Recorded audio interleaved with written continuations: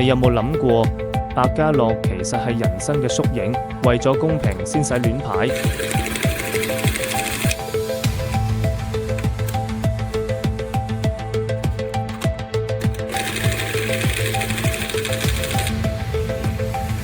百家樂每一局都好似人生小考驗，心態最重要。呢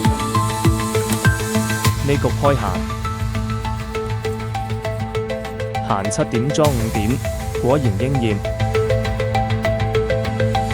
下一局開莊，先翻開莊8點又講，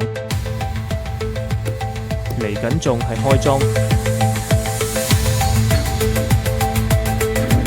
7點莊贏，運氣唔錯啦。下局開閒